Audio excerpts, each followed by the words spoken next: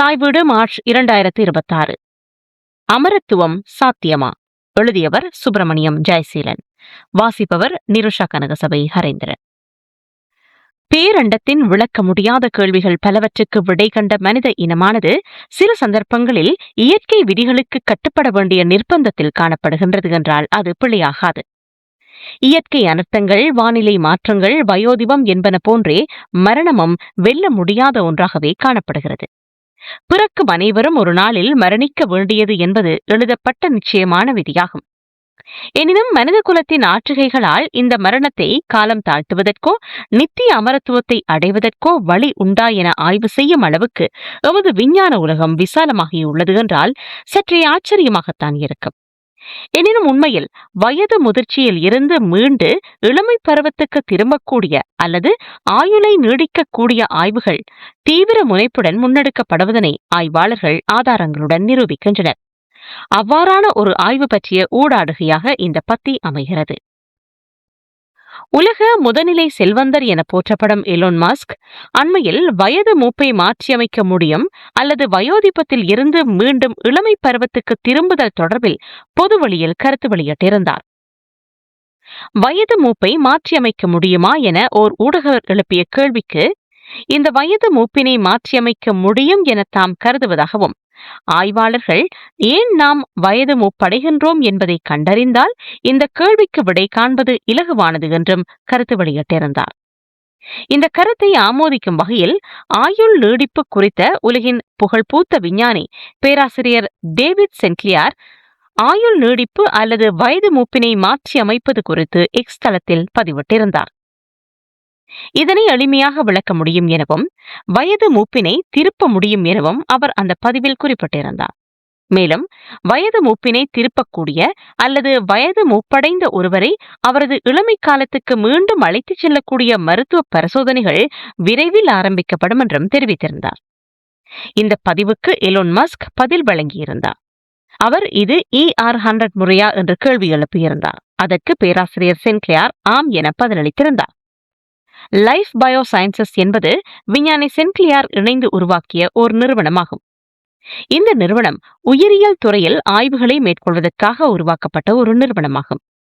மனித தன்னார்வலர்களை கொண்டு இளமையை மீட்கக்கூடிய ஆய்வுகளுக்கு அமெரிக்க உணவு மற்றும் மருத்துவ அதிகார சபை அனுமதி வழங்கியுள்ளதாக தெரிவிக்கப்படுகிறது.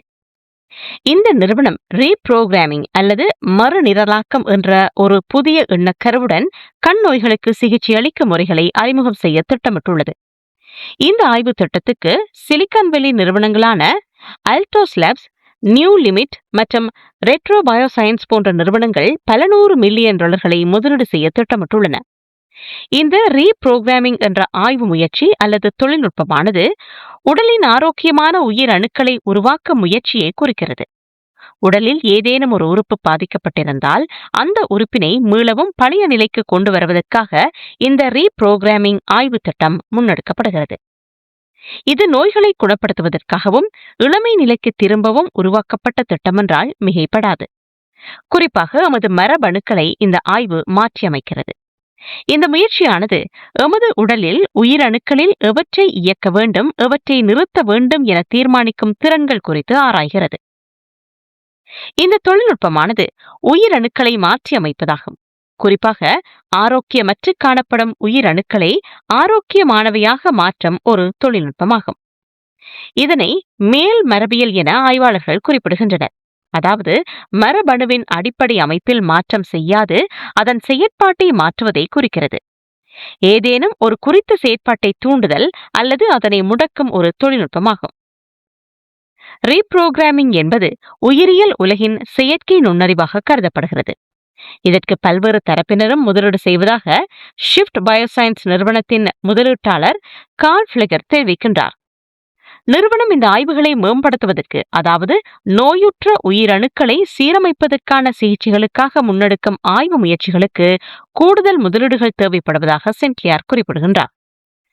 ரீப்ரோகிராமிங் சில வேளைகளில் ஆபத்தானவை எனவும் சில சமயங்களில் இவ்வாய்வு கூட விலங்குகளுக்கு புற்றுநோயை ஏற்படுத்தக்கூடிய அபாயம் காணப்படுகிறது என்றும் ஆய்வாளர்கள் தெரிவிக்கின்றனர். எனினும் சென்க்லியாரின் லைஃப் பயோ சயின்ஸ் நிறுவனம் ஆரம்பகட்ட பாதுகாப்பு பரிசோதனைகளை கடந்துள்ளது. விலங்குகளுக்கு இந்த பரிசோதனை நடத்தப்பட முடியும் என்று ஆய்வாளர்கள் குறிப்பிடுகின்றனர். இருப்பினும் இந்த ஆய்வுகள் இன்னும் சிக்கல் மிகுந்தவையாகவே காணப்படுகின்றன.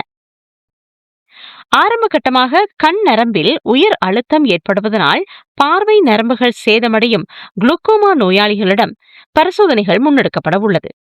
இந்த நோய் பாதிப்பை குணப்படுத்தும் நோக்கில் நோயாளிகளின் ஒரு கண்ணுக்கு 3 ரீப்ரோகிராமின் உயிரணுக்கள் கொண்ட வைரஸ்கள் ஊசி மூலம் ஏற்றப்பட உள்ளன. இந்த சிகிச்சை முறை பாரதூரமான பாதிப்புகளை ஏற்படுத்துவதனை கட்டுப்படுத்தும் நோக்கில் ரீப்ரோகிராமிங்கின் போது உயிரணுக்களை கட்டுப்படுத்தக்கூடிய வகையில் மருந்துகள் வழங்கப்பட உள்ளன. இந்த வைரசுகளை கட்டுப்படுத்தக்கூடிய நுண்ணுயிர் கொல்லி மருந்துகள் வழங்கப்பட உள்ளன. ஆரம்பத்தில் இவர்களுக்கு 2 மாதங்களுக்கு நுண்ணுயிர் கொல்லி மருந்துகள் வழங்கப்பட உள்ளன. இந்த நோயாளிகளுக்கு குறித்த மருந்தினை இந்த ஆண்டில் வழங்க முடியும் என நிறுவனத்தின் நிறைவேற்று அதிகாரிகள் தெரிவிக்கின்றனர். இந்த மருந்து அல்லது சிகிச்சை முறைமை வயது மூப்பினை மாற்றியமைக்கக்கூடிய புதிய யுகத்துக்கான ஆரம்ப புள்ளியாக இருக்கலாம் என நம்பிக்கை வெளியிட்டுள்ளனர். இது மருத்துவ உலகில் மிகப்பெரிய ஒரு விடயம் என்று லைஃப் பயோசயன்ஸ் நிறுவனத்தின் பிரதம செயற்பாட்டு அதிகாரி மைக்கேல் ரேஞ்சில் தெரிவிக்கின்றார். மனித உயிர்கள் உருவாகி பல்லாயிரக்கணக்கான ஆண்டுகள் கடந்துள்ள நிலையில் வரலாற்றில் முதற் தடவையாக உடல் உறுப்புகளை பாதிப்புகளில் இருந்து மீட்டு பழைய நிலைக்கு கொண்டுவரக்கூடிய ஒரு சிகிச்சை முறை அறிமுகம் செய்யப்படுகின்றது என்று தெரிவிக்கின்றனர். குறிப்பாக பாதிக்கப்பட்ட உடல் உறுப்பின் உயிரணுக்களில் திருத்தங்களை செய்து பழைய நிலைக்கு கொண்டுவரக்கூடிய ஒரு சிகிச்சை முறை குறித்த ஆய்வுகள் தீவிரப்படுத்தப்பட்டுள்ளன. இந்த தொழில்நுட்பமானது 2 தசாப்த காலங்களுக்கு முன்னதாக நோபல் பரிசு வென்றெடுக்கப்பட்ட ஒரு தொழில்நுட்பம் என்பது குறிப்பிடத்தக்கது. ஒரு உயிரணுவில் சில சக்தி வாய்ந்த மரபணுக்களை அறிமுகம் செய்வது அது மீண்டும் ஒரு கரு உருவாக மாறும். இவ்வாறு மாற்றம் வருவதால் அது ஆரம்ப கால கருவில் காணப்படும் பல்வேறு சிறப்பு உயிரணு வகைகளாக உருவாகும். இதனை யாமனாக்கா காரணிகள் என்று ஆய்வாளர்கள் அழைக்கின்றனர். இது உண்மையில் ஃபேக்டரி ரீசெட் அல்லது பழைய ஆரம்ப நிலைக்கு கொண்டு செல்லக்கூடிய ஒரு நிலையை விவரிக்கிறது. நாங்கள் எங்களது அலைபேசிகளில் அல்லது டிஜிட்டல் சாதனங்களில் இந்த ஃபேக்டரி ரீசெட் அல்லது ஆரம்ப புள்ளிக்கு செல்லும் ஒரு தொழில்நுட்ப வசதி காணப்படுவதனை அவதானித்திருப்போம்.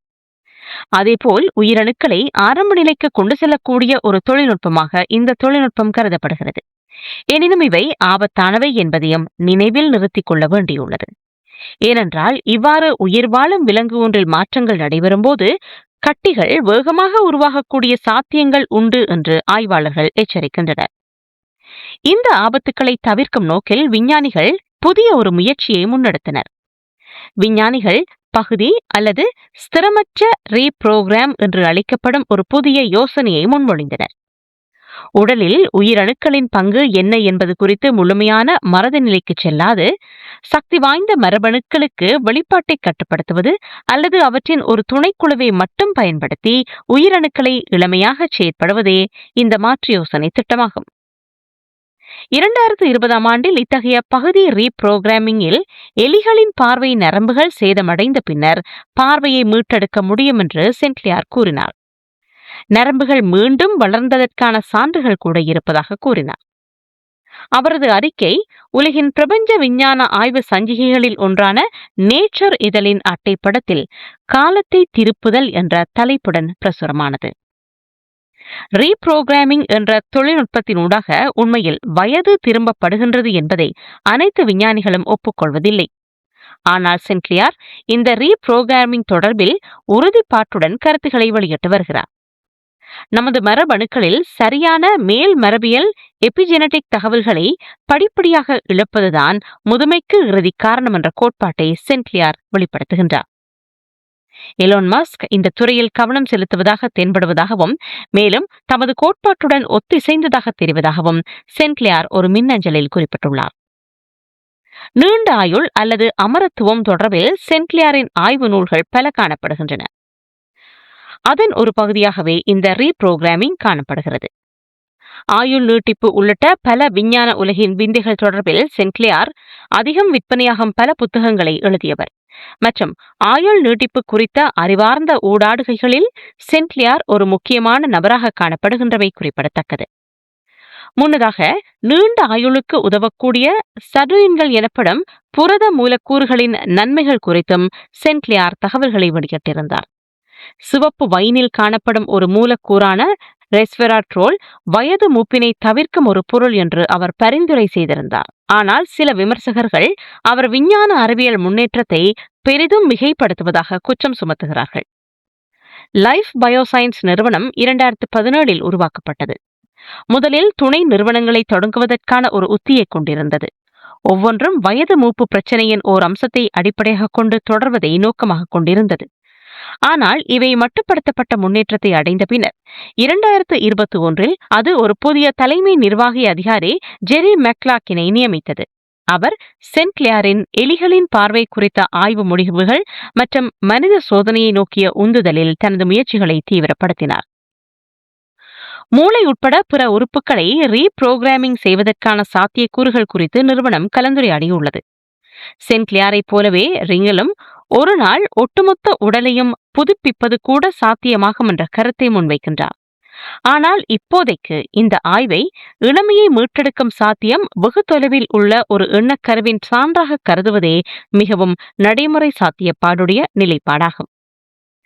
பார்வையை இழந்த சிலருக்கு பார்வை வழங்குவது நம்பிக்கைக்குரிய விடயமாக நோக்கப்பட வேண்டும் என்று முதலீட்டாளர் டெஃபர் கூறுகின்றார். மருத்துவரினால் எழுதப்படும் ஒரு மருந்து சீட்டு மாத்திரையின் மூலம் இளமையை திரும்ப பெற்றுக்கொள்ள முடியும் என்ற அளவுக்கு தற்போதைக்கு இது இலகுவானதல்ல என்று அவர் தெரிவிக்கின்றார். லைஃப் நிறுவனத்தின் சிகிச்சையும் ஒரு நுண்ணுயிர் கொல்லி மாறுதல் பொறிமுறையை நம்பியுள்ளது. இது பெரும்பாலும் ஆய்வக விலங்குகளில் பயன்படுத்தப்பட்டாலும் இதற்கு முன்பு மனிதர்களில் முயற்சிக்கப்படவில்லை. ஈகோலை மற்றும் ஹெர்பைஸ் வைரஸிலிருந்து எடுக்கப்பட்ட மரபணு கூறுகளில் இருந்து உருவாக்கப்படுவதால் அது மனிதர்களில் நோய் எதிர்ப்பு எதிர்வினையை ஏற்படுத்தக்கூடும் என்று விஞ்ஞானிகள் கூறுகின்றனர். பரவலான பயன்பாட்டுக்கு உங்களுக்கு வேறு ஒரு அமைப்பு தேவைப்படலாம் என்று நான் எப்போதும் நினைத்துக் கொண்டிருந்தேன் என்று சென்ட் கிளேரின் நுட்பத்தை செயற்படுத்த உதவிய விஞ்ஞானி நோவா டேவிட்சன் கூறுகின்றார். ரீப்ரோகிராமிங் அல்லது மறு நிரலாக்கத்தை ஆய்வு செய்யும் பிற நிறுவனங்கள் தேவையற்ற பக்க விளைவுகள் இல்லாமல் நேரத்தை மாற்றியமைக்க எந்த மரபணுக்களை பயன்படுத்த வேண்டும் என்பதை ஆராய்வதில் தங்கள் கவனம் இருப்பதாக கூறுகின்றன. இயற்கை விதிகளின் நிரந்தரமான பகுதிகளாக கருதப்பட்டு வரும் வயது மூப்பு, மரணம் போன்ற அசாத்திய ஏதுக்களை மாற்றியமைக்கும் முனைப்புகளில் விஞ்ஞான உலகம் தீவிரமாக ஈடுபட்டு வருகிறது. இந்த அசுர வேக முயற்சி மனித இனத்தை நித்திய அமரத்துவம் நோக்கி நகர்த்துமா? இந்த வினாவுக்கு காலமே பதில் சொல்ல வேண்டுமென்றால் அது பிழையாகாது. நன்றி.